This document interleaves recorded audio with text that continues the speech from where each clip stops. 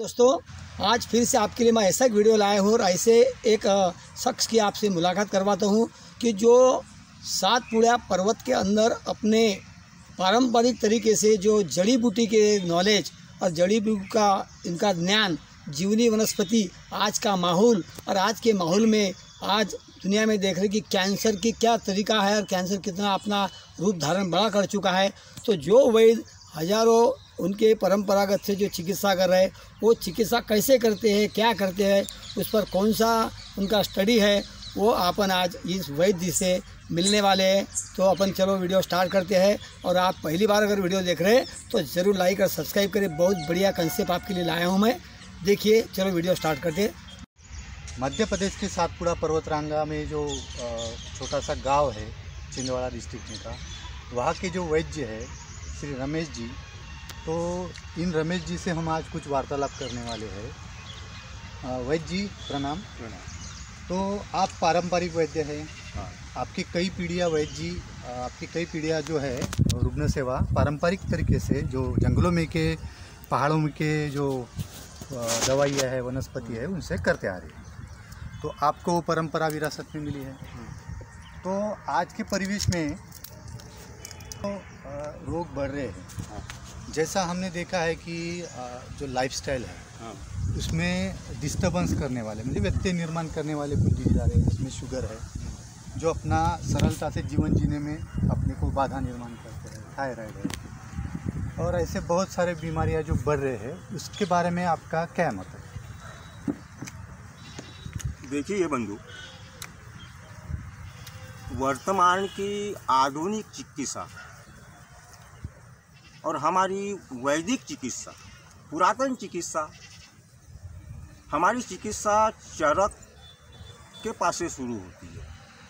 हम उसे चरक, धन्वंतरी, वांग भट्ट, सुश्रुत हमारे शैल्य चिकित्सक थे। चरक हमारे आरोग्य के चिकित्सक माने जाते हैं। धन्वंतरी हमारे दवाइयों के भगवान माने जाते हैं। तो इनकी जो चिकित्सा है, ये दिनचर्या, संस्कार और क्या बोला जाए उसको,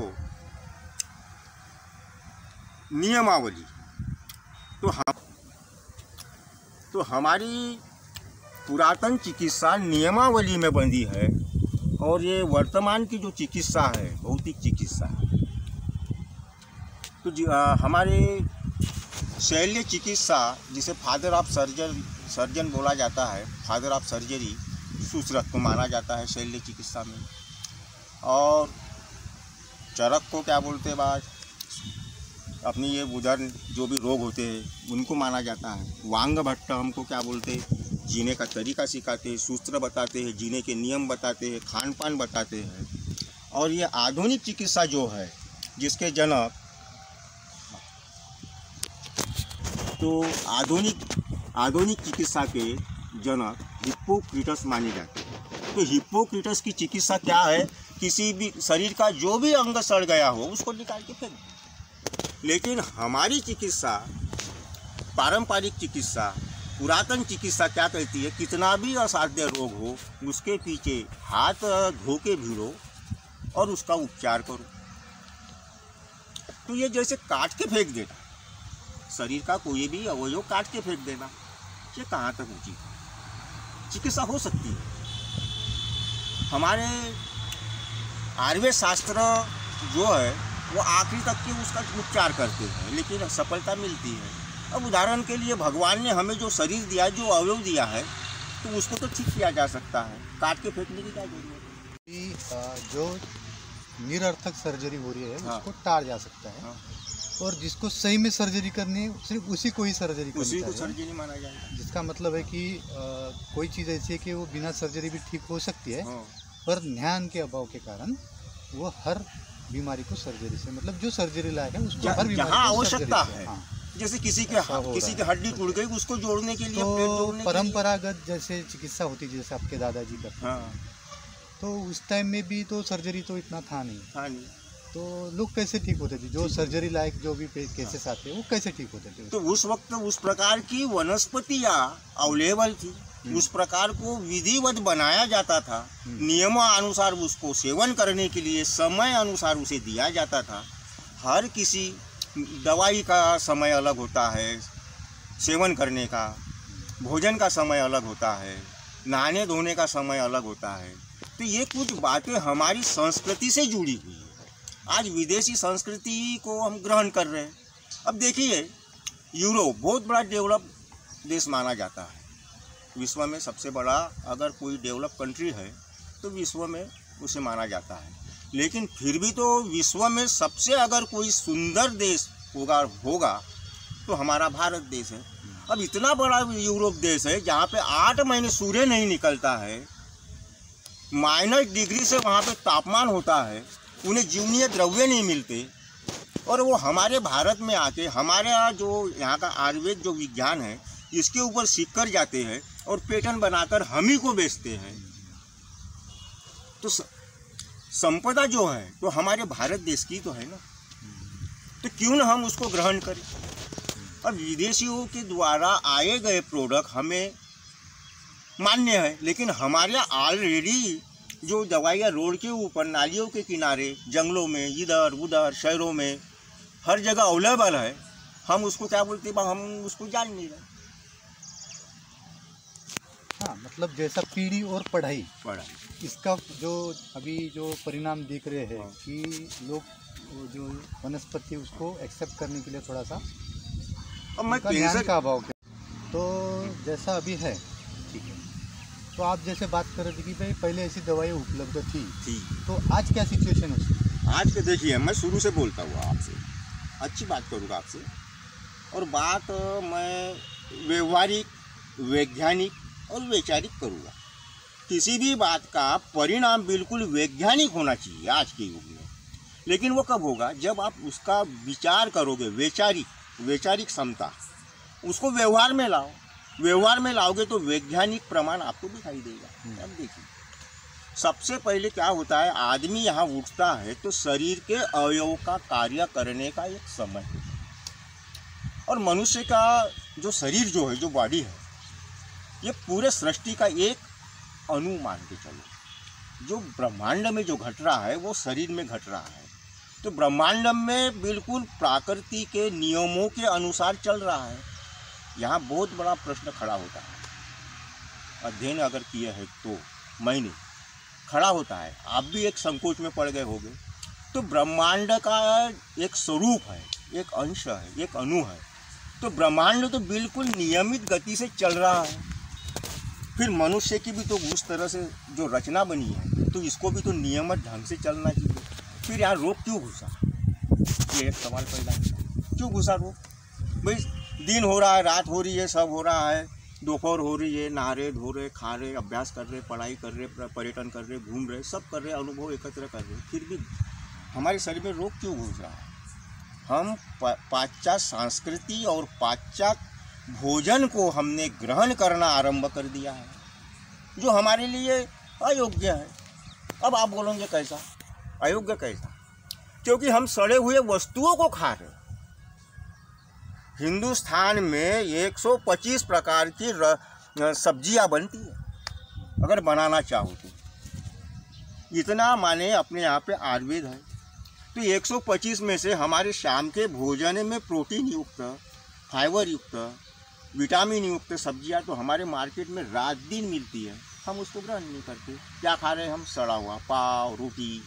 माने जो हमारे संस्कृति में, जो हमारे दिनचर्या में हमारे लिए बिल्कुल मान्य नहीं है, वो उनके लिए मान्य है जहाँ पे सूर्य नहीं निकलता है। क्योंकि उनके हाथ आटा नहीं गूंथ सकते, उनके यहाँ पे टेम्परेचर नहीं है, तो वो पिसा नहीं सकते, कुछ नहीं, उनको सड़ा कर ही खाना है। क्योंकि वहाँ पे परिस्थितियाँ नहीं है, भौगोलिक परिस्थितियाँ उनकी अलग है। लेकिन हमारी भौगोलिक परिस्थिति हमारे अनुकूल है, फिर भी हम जानबूझ करके उनकी संस्कृति को ग्रहण कर रहे हैं। आप देखिए, ये देखिए, महिलाओं को यूट्रेस हो रहा है। आज हम पुरानी जो संस्कृति थी हमारे यहाँ पे चटनी पीसने की, तो चटनी पीसने से महिलाओं का दोनों समय का गर्भाशय का व्यायाम होता था। आज की कंडीशन में मिक्सर में खड़े किचन रूम में अपन चटनी बना लेते हैं। पीसी हुई चटनी में जो बल लगता है, जो पदार्थ तो क्या बोलते हैं उत्पन्न होते हैं घर्षण से, जो ऊर्जा उत्पन्न होती है वो नहीं मिल रही है। महिलाओं का यूट्रस का व्यायाम होता था उस वक्त, तो पीसीओडी, गर्भाशय में टेढ़ा होना या गर्भाशय की बीमारियां होना, उस वक्त महिलाएं दिनचर्या से बिल्कुल नियमित बंधी थी।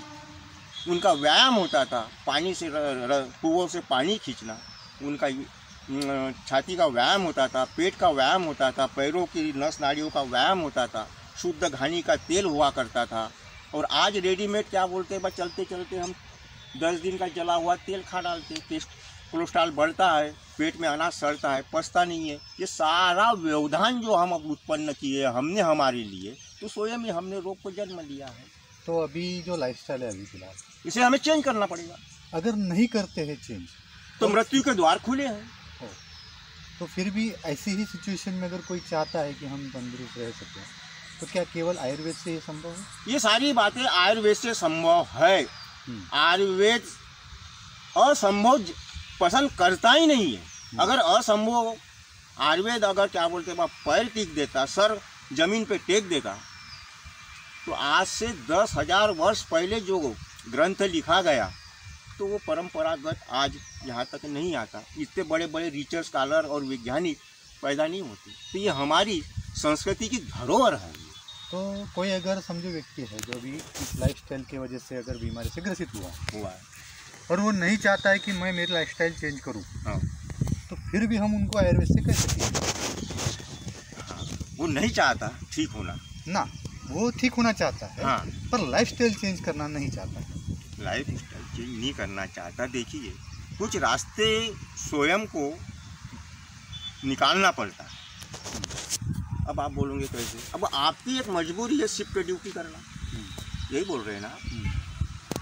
आयुर्वेद से तो जुड़ना चाहता है, लेकिन उसकी कुछ मजबूरी है। तो वह जैसे प्रकृति ने जो समय दिया है, कार्य करने का जो समय दिया है शरीर को, जिस वक्त शरीर को जिस चीज़ की आवश्यकता है वो चलते चलते आप आयुर्वेद के माध्यम से ले सकता है, कर सकता है। अब यम नियम, प्राणायाम, आसन, ध्यान, धारणा, समाधि, ये मनुष्य को करना ही चाहिए। ये पहला उपचार है। मतलब आयुर्वेद ये जो अंग है, आपके कहने के हिसाब से जितना मुझे समझ में आया, कि सिर्फ दवाइयाँ लेने मतलब आयुर्वेद नहीं है। जो ऋतुचर्या दवाई, ये दवाइयाँ सिर्फ जीवनीय द्रव्य है, लेकिन दिनचर्या के अनुरूप हमें चलना ये सबसे बड़ी दवाई है। हाँ। और इसमें तीसरी बात ये जुड़ती है जो प्रथम मुद्दे पर लागू होती है। कौन सी? मनोविकार सबसे पहले अपने भीतर उत्पन्न न होने दो, ये पहली शर्त है। फ्री रहो, फ्री रहने से ही आपके कई रोग दूर हो जाएंगे। लेकिन अभी तो कॉम्पिटिटिव का ज़माना है, तो 90% लोगों को तो टेंशन है। बच्चों को पढ़ाई का है, स्कूल जाने का है, माँ बाप को उनको पढ़ाने का है, बाद में तो अगला तो चलते रहता है प्रपंच में। तो मनोरोगी जो है अभी 90% लोग अपने मनोरोगी है, ऐसा अपन क्रूज धरेंगे। तो अब आयुर्वेद में इनको समाधान कैसे दे सकते हैं? आजकल मीडिया तो काफ़ी घर घर में पहुँची। आज के समय में ज्ञान बहुत सस्ता हो गया है, आप उसको एक्सेप्ट करो। बड़े बड़े चैनल हैं, बड़े बड़े लोगों के व्याख्यान आते हैं, बड़े बड़े साहित्य है। साहित्य नहीं पढ़ सकते हो तो आप यूट्यूब को चेक करो। थोड़ा कम से कम संस्कृति, सभ्यता, आहार विहार की ओर आप गूगल के ऊपर चेक करके उस हिसाब से तो देखो, फिर आप निर्णय लो कि नहीं ये मुझे छोड़ देना चाहिए, नहीं मुझे ये ग्रहण करना चाहिए। तो कम से कम 10 मिनट का भोजन के बाद में वज्रासन कर लो, 5 मिनट का प्राणायाम कर लो। अगर आज के परिवेश में कोई आदमी, कोई इंसान इन सारी चीज़ों को नहीं कर रहा है, मतलब उसको टेंशन भी है, उसका लाइफस्टाइल भी बिगड़ा हुआ है, तो क्या हम समझ सकते हैं कि वो खुदकुशी करने वाला है? अब ये प्रश्न तो बहुत गहन है, इसके ऊपर मैं कुछ भी नहीं दे सकता, क्योंकि मनुष्य अपने बुद्धि से निर्णय लेता है और अपने बुद्धि से ही रास्ते खोजता है। ये मूर्खता है। जो व्यक्ति संघर्ष नहीं कर सकता, जो व्यक्ति जानकर भी अज्ञान बनता है, मैं उसको मूर्खों से और कोई उपमा नहीं दे सकता। मतलब वो गड्ढे में पूरी तरह फंसने वाला है अभी तक, है ना। अच्छा, तो कुछ अपने बारे में बताइए और कुछ आपके जो दादाजी और पिताजी जो आपके परंपरागत वैद्य की है, हाँ उसमें क्या स्पेशलिटी है आपके पास जो आप अपने पूर्वजों से सीखे हैं? भाई देखिए, इसमें स्पेशलिटी है जैसे गठिया हुआ, अर्थराइट, थायराइड, साइटिका, महिलाओं का यूट्रस जो बढ़ जाता है, महिलाओं की जितनी भी समस्या है, ये नॉर्मल चिकित्सा है ये। लेकिन जैसे दवाई या सेवन करने के बाद कुछ नियम जो होते हैं उसके अनुरूप पेशेंट लोग चलते हैं, और जो चलते हैं उनको आराम होता है। अब मैं तो फ्री सेवा करता हूँ, मेरा उतना कोई ये नहीं लेता मैं, और जैसे उनको मैं सबसे पहले नियम समझा देता हूँ। अब जैसे किसी को संग्रहणी रोग है, किसी को अजीर्ण है, कई अपन माने इतना आज के ज़माने में ये फास्ट फूड खाने से इतना अजीर्ण हो गया है। मैं जैसे उस दिन ट्रेन से आ रहा था तो पता नहीं क्या भोजन करके आया ना क्या नहीं, अब वो अपना सिलेंडर ही लीकेज करते जा रहा था।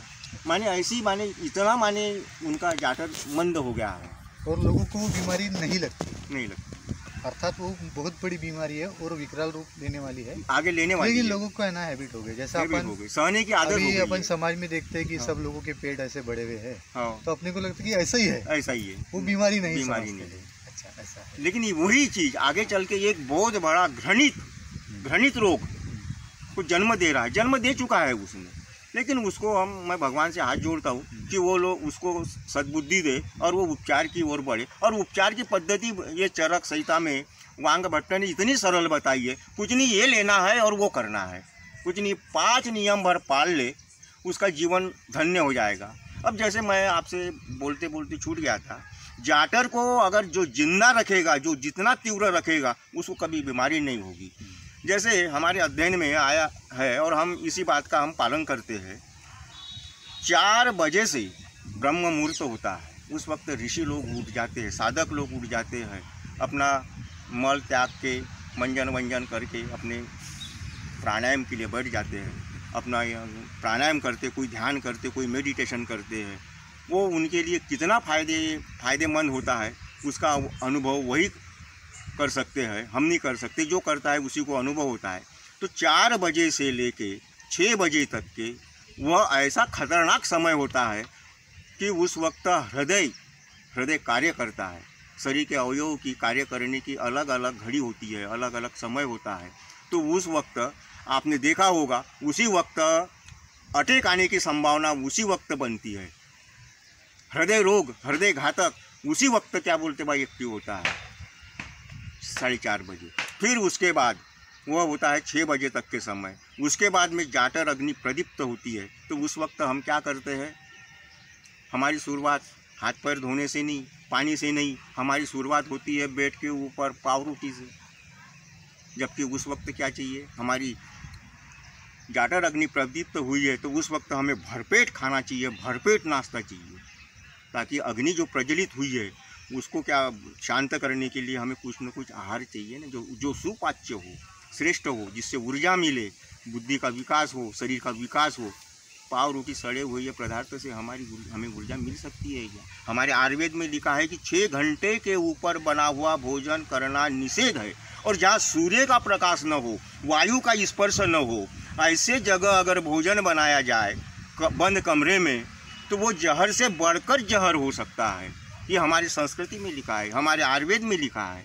और हम कई ज़माने से, कई दिनों से वो पाव रोटी प्लास्टिक में पैक होके हम खाते हैं, तो वो जहर के रूप में आती होगी कि नहीं आती होगी? 4-4, 5-5 दिन की, ये 15-15 दिन दुकानों में फ्रूट पड़े रहते हैं और उसको हम अपने बच्चों को खिलाते हैं।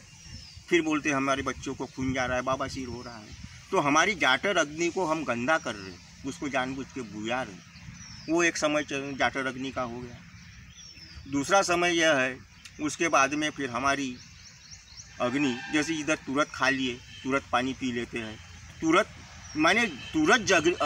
जाटर अग्नि प्रज्वलित हुई, थोड़ा बहुत खा लिए, दुनिया भर का पानी पी लिए, उसके ऊपर विरुद्ध रूप से दूध भी पी लिए, फिर दही भी खा लिए, फिर क्या बोलते बा और अन्य फलों का जूस भी पी लिए, और अपने आप को अपन अपने आप को फिट समझते हैं कि नहीं मैंने ये खा लिया, अब मैं दिन भर के लिए फुर्सत हूँ। माने पेट में हो गया झगड़ा, उसका आ गया उल्टा रिएक्शन।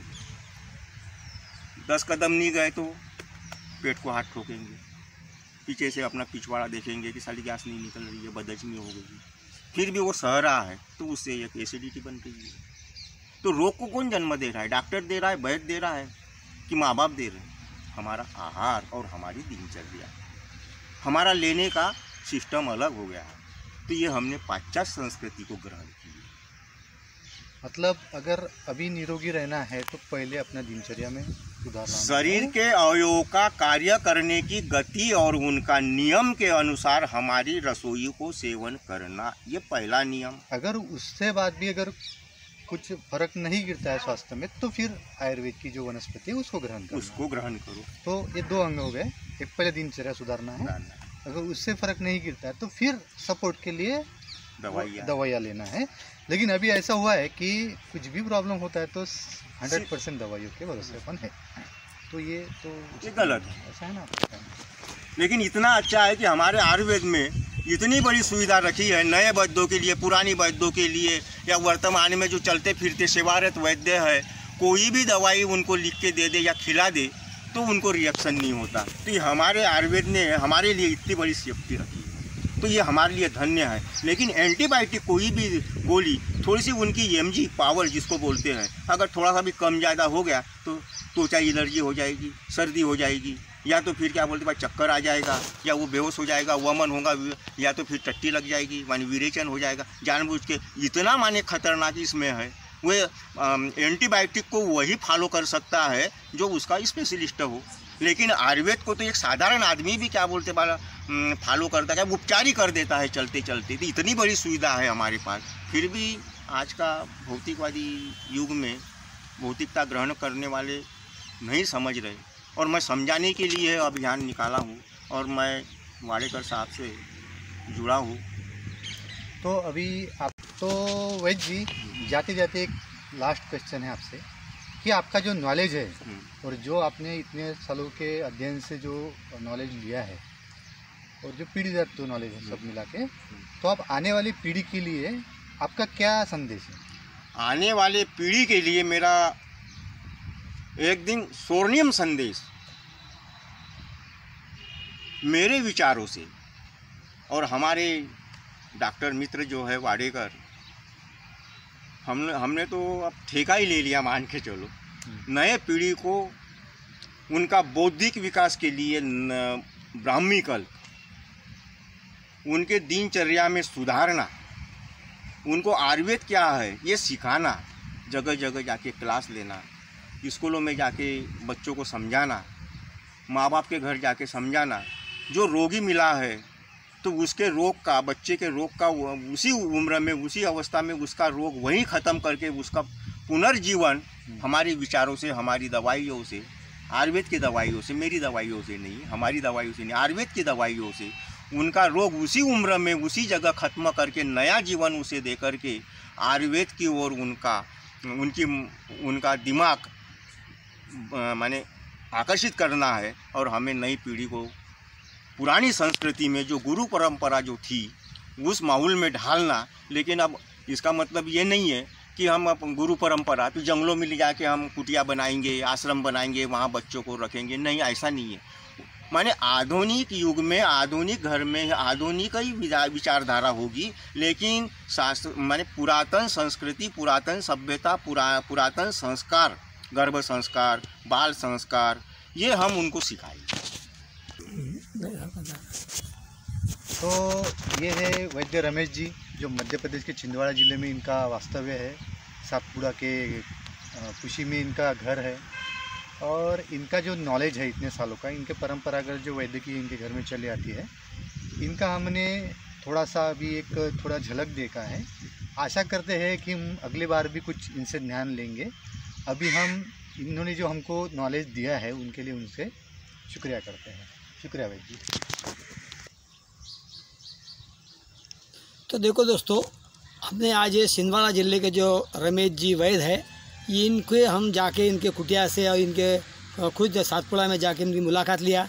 इसी तरह से हम हर ज़िले में, हर प्रांत में जाकर अलग अलग जगह से वैद्य लोगों की मुलाकात ले रहे, और उस मुलाकात लेकर सारे वैद्यों को एक स्टैंड के ऊपर लाके एक अखिल भारतीय पारंपरिक वैद्य रिसर्च फाउंडेशन नाम का एक फाउंडेशन बना रहे हैं, जिस फाउंडेशन के माध्यम से हर कोई वैद्य अपना विचार इस फाउंडेशन पे खड़ा रह के, इस फाउंडेशन के गाड़ी में बैठ के सारे समाज में इस आयुर्वेद को प्रचार के लिए हम सबको एक जगह ला रहे हैं। और जिसको भी जिसको भी वैद्य की ये करने की या जड़ी बूटी का नॉलेज है, जड़ी बूटी के बारे में प्रेम रखते हैं, जड़ी बूटी के ऊपर उनकी धारणा है, ऐसे वैद्य लोगों को हम हाथ जोड़ के विनती करते हैं कि इस अभियान से जुड़िए और पूरे भारत भर में जितने भी अपने जगह पर बैठे हैं, कोई लुक करके बैठे हुए हैं, जिनको कोई प्लेटफॉर्म नहीं है, ऐसे प्लेटफॉर्म के लिए हम सभी इस हमारे चैनल के माध्यम से आमंत्रित करते हैं। और ये चैनल को पूरा देखिए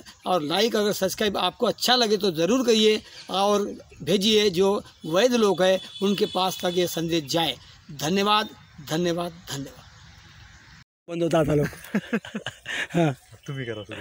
हां मित्रांनो, पहा मी आलो तुम्हाला दाखवली इकडे आता जंगलामध्ये जसं पाणी आलं, बरसात आली की जंगली वनभाज्या सुरू, तर ह्या झाला जंगली भाज्याचा शोध सुरू. काय कराल तुम्ही? फुटाण्याच्या भाजीचा शोध लागला आणि हे सर्व आले फुटाण्याच्या भाजी शोधाले बा यांनी आपण. तर जे हरभऱ्यांपासून जे फुटाणे बनतात ना भाजून, त्याला ते फुटाणे नाही, ह्या झाडाचं नावच फुटाणा आहे. अच्छा. आणि ह्याचे जे पानं आहेत ह्याची भाजी आम्ही जे आता नाईटजी आम्ही उमेश भाजी आम्ही जवळपास 35-36 ते 40 वनस्पत्यांची आम्ही रानभाजी खातो. पण याचा काय फायदा मग खाऊन? हां, फायदा आहे या रानभाज्याचा. सर्वप्रथम हे हायब्रिड नाही आहे. अच्छा.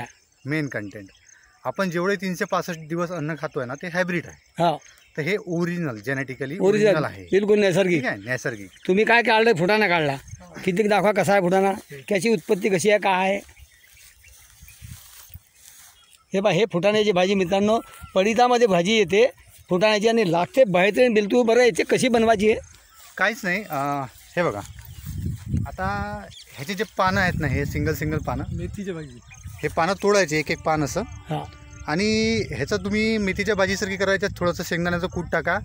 आणि आम्ही ज्या 30-35 प्रकारच्या भाज्या खातो त्यामध्ये सर्वात नंबर 1 टेस्ट असलेली ही भाजी. बरं बरं, हे सांगा, हे भाजी कशी लोकांना ओळखा? ह्याची ओळख आता थोडंफार मेथीसारखं याचं पान असते. पिवळं फुल आहे, हे बघा, थोडंसं मेथीसारखं पान असते. आणि याचे फुलं अजून सुरू व्हायचे आहेत. बरं. तर याला असं येलो कलरचं फुल असतं इथं, अजून फुलावर यायची आहे भाजी ही. तर हे तर सध्या कवडी आहे. बरं बरं. ही याची जर खरी टेस्ट घ्यायची असेल तर फुलं आल्यावर, मग कारण त्यावेळेस याच्यामध्ये सर्व रस निर्माण झाले तयार होती ना. ह्यावेळेस लेट पावसाळा झाला 1 महिना, त्यामुळे अजून आले नाहीत. त्या टायमापर्यंत आलेली असते. तुम्ही कुठून आले म्हटलं या ठिकाणी भाज्या पाहिले? कंचनपूर. तालुका जिल्हा कोणता आहे? जिल्हा अकोला. तुमचा? मी अकोला सिटीमध्येच राहतो. हे अकोल्यातलेच आहे. भाजी शोधात आले म्हणजे जशी लोकांना दारू पाहिजे सवय, कोणाला गांजे पाहिजे सवय, यांना हे वनस्पती आले की यायला खास सुटते आणि जंगलात निघले भाज्या शोधाले. तर हे आता आम्ही बी निघलो पाहिजे नाय पाहासाठी. मी नाय आणली आणि हे नाय मी मला नाय सापडलेले मित्रांनो. ही जी नाय आहे मित्रांनो, याला ओळख पहा कशी आहे. याला असे लांब लांब पानं येतात आणि पांढरे फुलं, आणि याची मूळ जर तुम्ही अशी चावून पाहिली तर बापा एकदम कडू डाग. पण कोणत्याही प्रकारची ताप असो, कोणते जरी उतरत नसेल तर या पाल्याचा काळा जर दिला तर बिलकुल तो व्यक्ती ताप म्हणजे गेली. तर आता अजून एक वैद्य जाती काढलेली ज्यांच्या मी तुम्हाला भेट घालतो मी. हे पहा, हे दूर गेले आमच्यापासून थोडेसे. यांना हे एक MP मधून आलेले आहे, मध्य प्रदेशातून, आणि हे या महाराष्ट्रामध्ये सुद्धा काही वनस्पतीच्या शोधात आले. तर काय करता तुम्ही? काय दिसलं तुम्हाला? हे पुष्कर मूल. ह्या पुष्कर मूल दिसलं. पहा, यांना हे पुष्कर मूल दिसलं. बरं, काय वैद्यजी याचा फायदा आहे? इसको चंद्रहास रस में डाला जाता है. चंद्रहास रस नावाचा ये जो है कुछ दवाई म्हटलं, ये पुष्कर मूल है. हाँ, ये बड़ा दुर्लभ है, बड़े मुश्किल से मिलता है. हाँ. ये सबसे पहले भारतीय चिकित्सा में चरक संहिताओं में इसका वर्णन आता है. अच्छा. हाँ, तो ये जो है पहले चंद्रहास रस बनाया जाता था. अच्छा, वो कोई किस काम के लिए? ये सभी बीमारी को all in one tonic. All in one general tonic. हाँ, बांझपन दूर होता था, ना मर्द बन जाता था. हाँ. ये बहुत सी बीमारियां, माने बहुत सी 84 बीमारी। प्रकार के रोग नष्ट होते थे। ऐसा वायु ये- रोग नष्ट होता अच्छा, था। अच्छा। वायु रोग के कई प्रकार है, झोला वायु, अकड़ वायु, हाँ। ऐसे कई प्रकार के हैं। हाँ। तो इसमें वो चंद्रहास रस में इसको डाला जाता था, इसका उपयोग लिया जाता इसका भी था। उपयोग चंद्रहास रस में हाँ। होता है। तो वो चंद्रहास जो रस जो है कि नहीं, बनाने की विधि आज अपने भारत से लुप्त होती जा रही है। अच्छा, इसके लिए ये अभी इसका नया तो निर्माण इसके कर लिए रहे हैं। मैं इसका निर्माण कार्य चालू किया हूँ। इसके लिए अभी शरद ऋतु आना बाकी तो है। कहाँ से आए आप? मैं छिंदवाड़ा जिला। अच्छा, हाँ, और आपकी परंपरागत वैद्य की है? परंपरा तो ये परंपरा वैद्य की कर रहे हैं। हम भी इनकी मुलाकात के लिए गए तो हमारे एरिया के अंदर जो महाराष्ट्र के अंदर आए अकोला जिले में, और वहाँ पर इनको ये वनस्पति मिली जिसका नाम बोल रहे हैं ये पुष्कर मूल। पुष्कर मूल नाम की वनस्पति। वैद्यो तो ये पहचान आप दो। जैसे वैद्यों के लिए मैं इसका परिचय करा देना चाहता हूँ। हाँ। ताकि आप इस चीज को एकत्र करोगे, देखने में आपको सरलता जाएगी। हाँ। और इसको आपको उपयोग में भी ले सकते हो आप। हाँ। तो आपके नॉलेज में, आपके परंपरागत में जो पुराने वृद्ध वैद्य है, हाँ। उनसे पूछिए कि इसका उपयोग किस किस बीमारी पे चलता हाँ, है। तो देखो ये वैद्य जो भी इसको वीडियो देख रहे होंगे तो ये पुष्कर मूल को ख्याल में लीजिए और अपना नॉलेज बढ़ाइए, और इस वीडियो को लाइक सब्सक्राइब कीजिए। और कोई हम आपको काम है या इसकी ज़रूरत लगती तो हमारे प्लेटफॉर्म पे आके आप नॉलेज प्राप्त कर सकते हो। धन्यवाद धन्यवाद धन्यवाद। ये देखो सभी अभी वनस्पति के खोज में घूम रहे हैं।